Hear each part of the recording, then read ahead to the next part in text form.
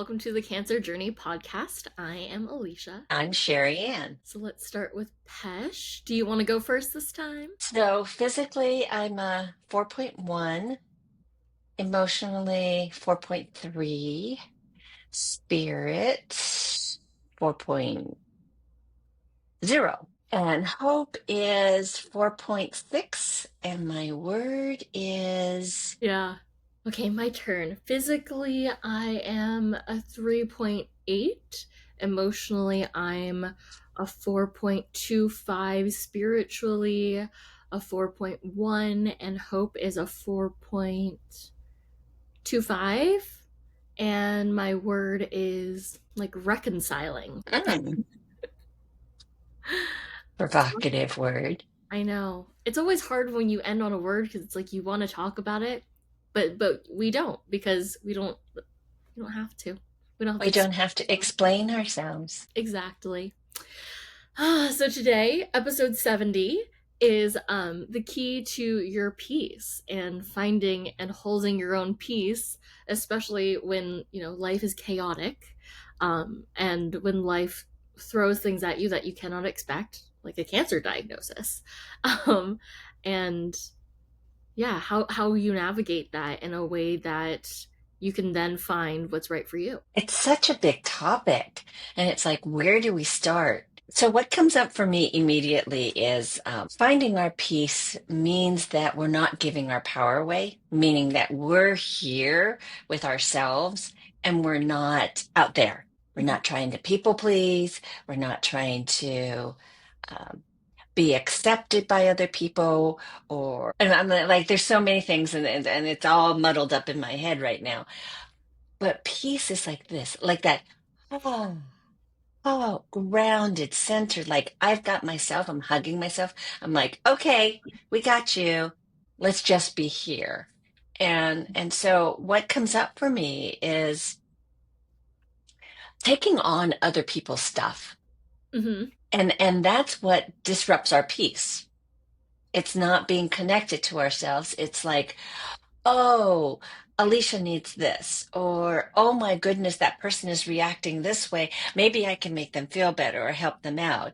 Or oh, I just did something that affected somebody else, and I feel really bad about that. So now, how do I fix that? And so all of those chaotic things, it feels chaotic, is disruptive to my peace. Mhm. And so I'm just going to jump right into to what I want to say about that is when we're taking on others stuff, giving away our power.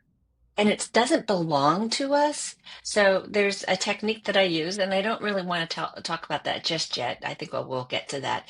But I'd love to hear, like, what comes up for you when we're talking about this topic. Right. I mean, you said a lot, like right there. So a lot of things have come up for me. The first one being, what is it to be in your power, and what is that power? What is it to be in peace, right? Like you kind of talked about like the hugging yourself, and also the concept of responsibility. So those all came up for me. So I'm just gonna go through them really quick. But what we talk about a lot at the Cancer Journey Institute is reclaiming your power, having your power, and I don't know if we've really gone into much of what we mean. We don't mean seizing control. We don't mean forcefully taking something that maybe is ours, maybe is taking anything really. Um, when we talk about reclaiming and owning your power, it's about knowing what is yours and knowing what you are able to have control over, but kind of things that are within your control, within your power, within your realm, within reason.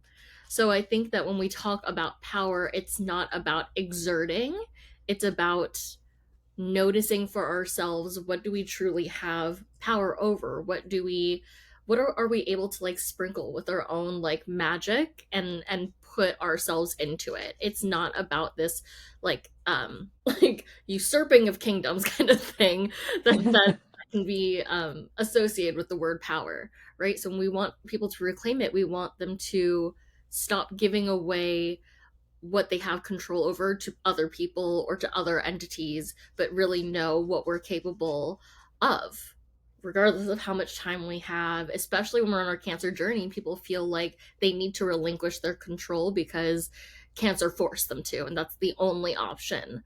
So that's on power. And then on peace, I so agree that like peace feels like a nice hug. It feels like a really comfortable spot. Peace also to me in the midst of chaos feels like everything out there can be crazy, but I know what's here. And I feel grounded in who I am and what matters to me. And that I cannot be easily swayed by the things that are around me. Yes, I still want to be open and understanding to everything else that's coming my way, maybe the messages that are coming my way, the literal communication I'm getting from other people, but it doesn't need to knock me off my feet and make me have to recalibrate. Like, I already have this strong root system that, like, yeah, if the sun's over here, my leaves are going to grow that way, but I'm still solid in who I am. And to me, that's also what peace feels like. Um, and then on the responsibility piece, as we kind of start to talk about like what rocks your peace, sometimes sometimes it's something that is completely out of our control, right? Like cancer. Like getting a cancer diagnosis will completely knock you down. Um, and that's fine. There's no like negative, bad, wrong aspects to being knocked off your feet that way, but it's not your responsibility to be you fighting against cancer. um and that's something that's really unique to us, is that perspective. It's like not you versus cancer, it's you embracing that cancer is in your life. It's a part of you, it's a part of your journey right now, and that's what you need to go through. um and there's more there than just you fighting it, because you don't lose a battle with cancer, you go through that battle, and however it ends, but it's not you versus the cancer, is what we typically say. So like when it comes to responsibility, sometimes we choose to be responsible for things that we actually don't have power around. And so that will knock us off our feet because we think that we can impose this like force to make it happen. But it's not really within our realm of reason. And so we start to overwhelm ourselves by thinking that we have to take responsibility for that. A lot of times it's other people that we feel. And like you're saying, the other external kind of those communication, that those messages, we think that we're responsible for taking care of every bit of that. But at the end of the day, we're not. Or you don't have to take responsibility, especially if it's not something that you can change yourself. Yeah, I mean, what I get is, I mean, the words over responsible keeps coming up while you're talking, and that's not your job. But in the lack of being aware and conscious, and that's where I want to point everyone to, is when I'm not aware of what I need and what's going on with me right now, and I see something that's urgent or immediate, that I feel like I can help out or I can do something about, back to that control, which we really don't have any control over anything out there, only us. That is the absolute truth. And yet we're still over there.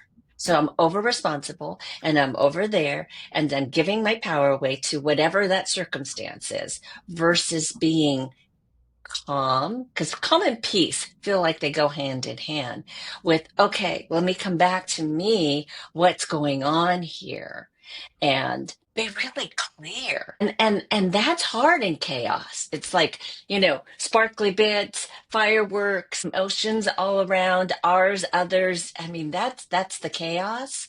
And that's our world. And so we're so used to kind of looking out there, trying to figure out, okay, how do I maneuver this world? What do I do? How do I react? How to respond? I mean, we just did the stress response series, which shows us that there is a part of us that we don't control. It's our animal instinct. It's our limbic system. It's all of that. And so what we kept talking about is coming back to ourselves, because when we're all out there trying to solve or help or be helpful or valuable out there, not here, is where we give up our peace and we go into all that frenetic energy. And then all of a sudden we're like, what's going on? Mm-hmm. And our world starts feeling overwhelming. So when we come back and say, pausing, that whole freeze is really not such a bad thing, though. In the face of danger, yes, please separate yourself and come back to you. So how do we do that? I mean, that's a big part of a lot of what we teach at CJI. It's like, who am I really? So that's one of our big, big core things. So you know what to come back to, but also it's the delineation between what's mine and what's yours. Mm-hmm. And that's not always easy and noticeable. So let's come back to the cancer journey. It's like, okay, I'm in a situation where I don't feel like I'm the expert. Right. So I'm dealing with my medical team, and they know more than I do about this disease that I'm dealing with. So I'm going to be like, okay, tell me what to do. Basically, right? It's like, give me my treatment plan and I'll do what you say. But then our body responds in the way that it's going to uniquely respond. I mean, two people can be on the exact same treatment with the very similar cancers and respond totally different. And nobody knows out there. Only I know here. And that's disrupting. And that feels wrong. It's like, what's going on? I don't understand. I'm overwhelmed. And so then I go out there to go, how do you fix this? And Mm-hmm. they're going, okay, tell me what you're feeling because I don't know. You need to give me this information. And all of a sudden I'm going, my peace is disrupted. I'm trying to ask somebody to help me do me where I'm the expert of me. And so it is kind of scary to be like quiet, calmed, and come back to me as best I can because that disruption can feel like stress triggers us. I gotta fix this right away. I have that stress response. I gotta do something. I gotta do something. But I don't know what's going on to do something too. Mm-hmm. So, woo, I don't know where I'm going. We're way out there. I just need to know what's real. Uh-huh. Yes, I keep yes. coming back to what's going on here so I can communicate it clear and calmly so that I can separate from, okay, what's really happening? And Yeah. how do I address this? That doesn't mean, and this is the last thing I'm going to say, doesn't mean I don't ask for help because I don't know everything. But until I really know what's going on here, I'm not going to get the answers that really address me. Mm-hmm. Yes. So, like, a bunch of things popped in my head as we went along. So, I was like, "Oh, that okay." So one of the things that comes to mind is the fixing, right? And feeling like we need to fix things for ourselves. Yes, like we're what that is within our power to be able to communicate what we need to fix our own problems. That is definitely within our power and in full support of our piece to be able to communicate that and seek help is what you're talking about too with that fix within us, right? And asking help from the people who are more knowledgeable on that topic to come back and be able to help us fix what's here. So that is what we do have control over. Um, in general, we are in a society that teaches us that we need to fix, fix, fix, and not everything is going to be within our power to fix. And so sometimes when presented with a challenge or when someone maybe is just venting to you, but like immediately, and we see this with our coaches all the time, and we see this with all people all the time, really, but it's just more like clear with our coaches because we're doing active training when you're talking to people regarding these topics.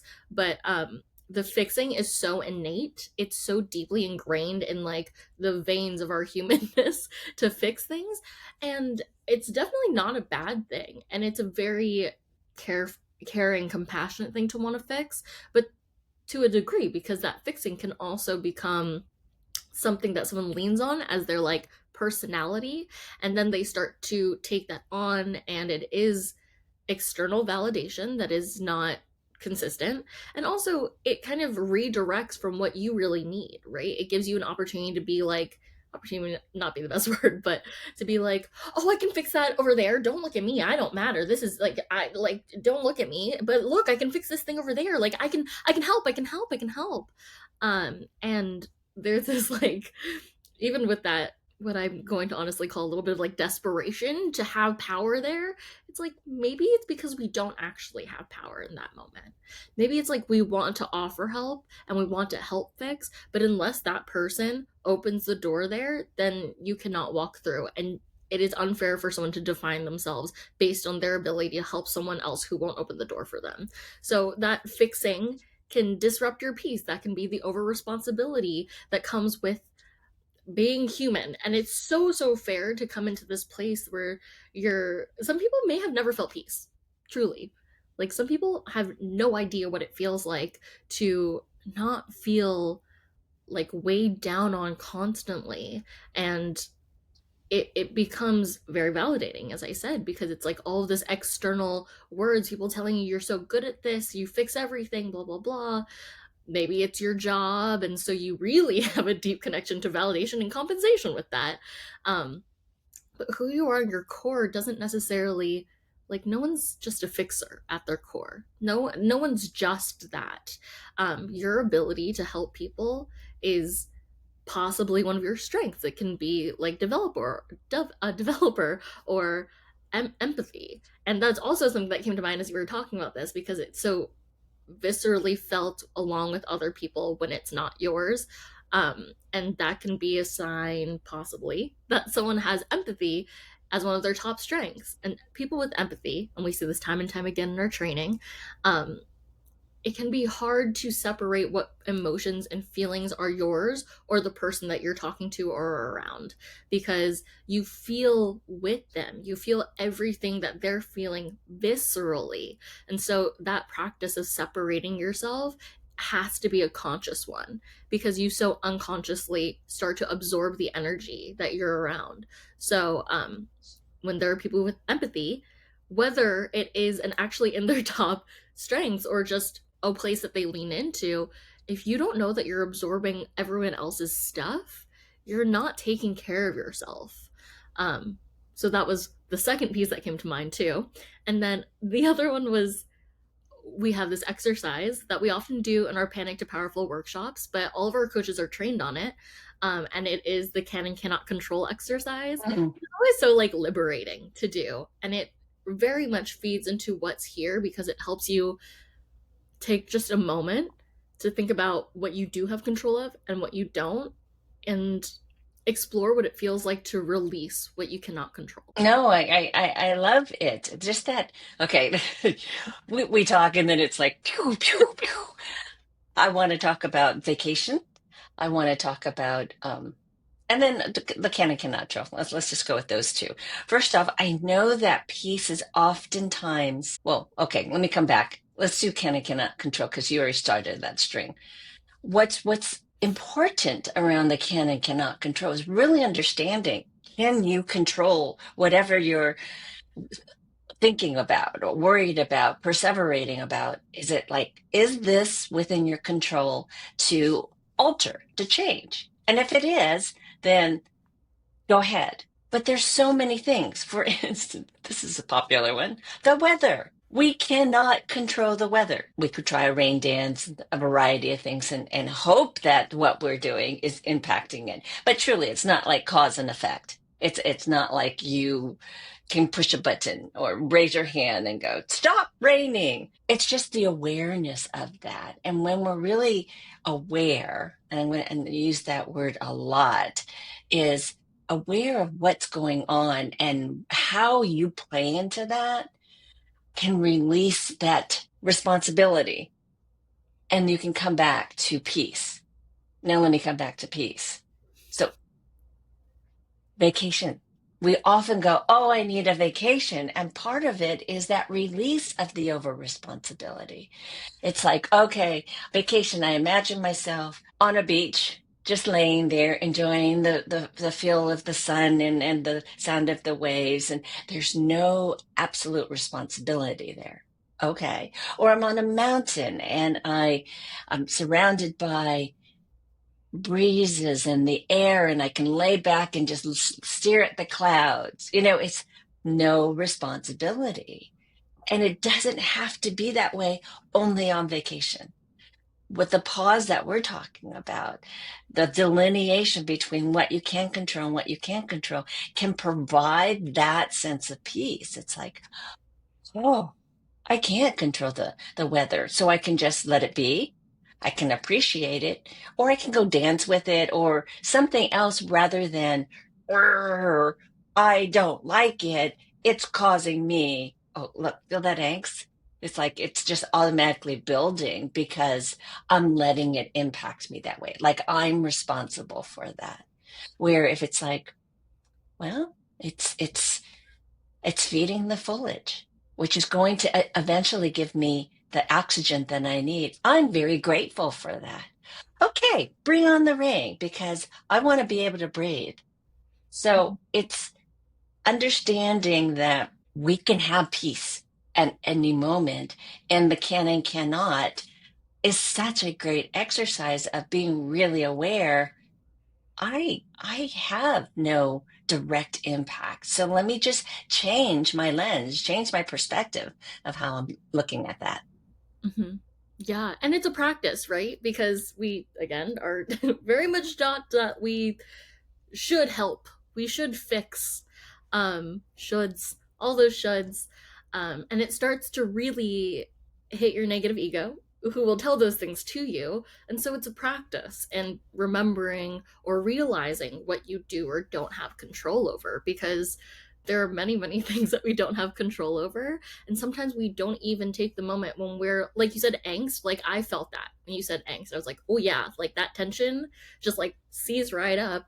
And it's like in those moments when you're feeling like frustrated, annoyed, like angsty, a really great question to ask yourself, really honestly ask yourself, is like, do I have control in this situation? Or what do I have control over?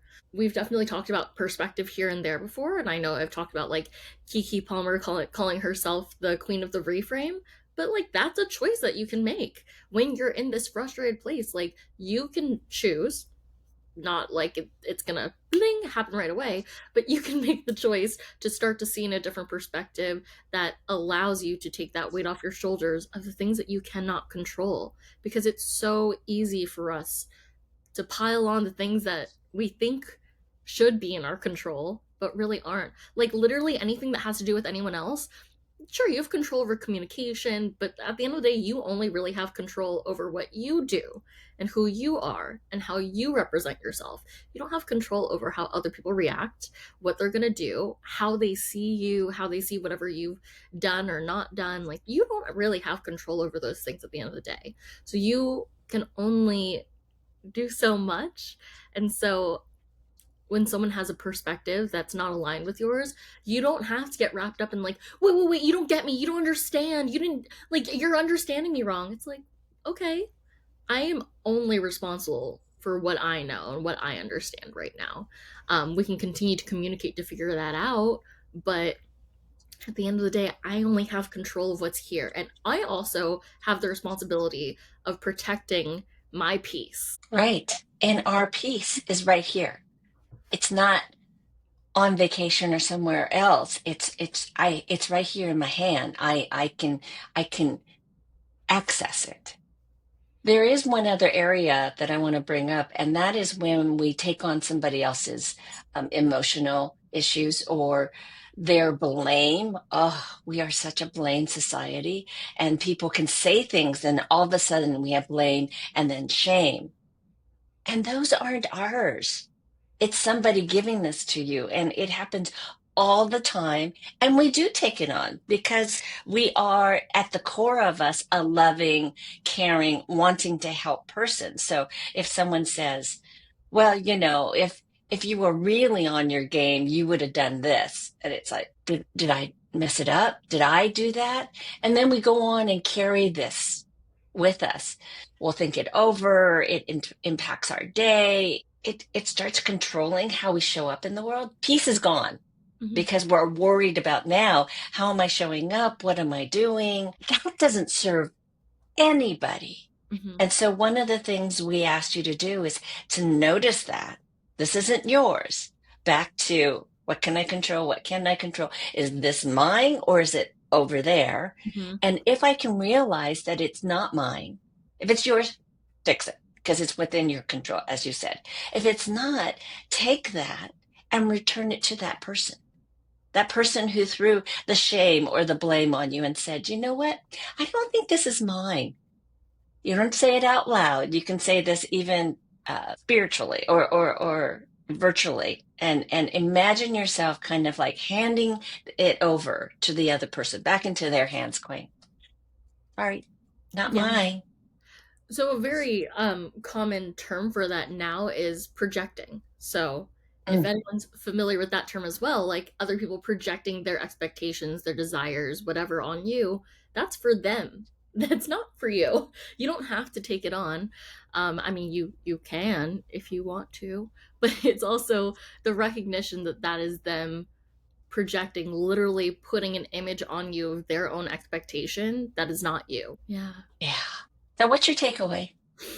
My takeaway is that this is such a juicy topic, but also it's so like conceptual. So I can see how it might be a little bit hard to like grasp right away. Um, and it's not as clear as like when we're talking about stress responses. It's like, here is stress and traumatic triggers and things. Here is stress response. When it comes to your peace, I actually deeply believe that so many people don't know what it's like to be at peace to begin with. So I think it's even harder to recognize when um, we're out of it, you know, and when we need something to help us tune us back in. So I think that the can and cannot control is like such a great exercise for that. Um, but also, like, it's not a quick and easy solve. I mean, the answer to the key to keeping your peace is release what is not yours, right? Release the things that are not within your control, that are not your problem, for lack of a better way of saying that. But it is something that, like, once you find your peace, which, by the way, I also thought of our, like, essence formula with that, which is a whole other thing.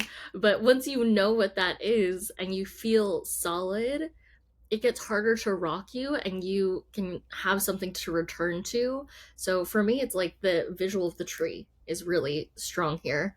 Pesh. Physically, I am a 3.85. Emotionally, I'm a 4.4.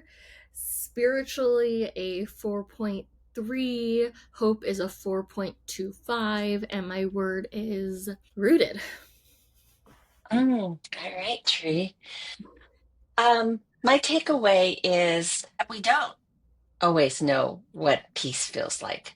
And maybe with the analogy of being on the beach or whatever is that ideal stress-free vacation for you, because it's not episodic. It doesn't have to be episodic, actually.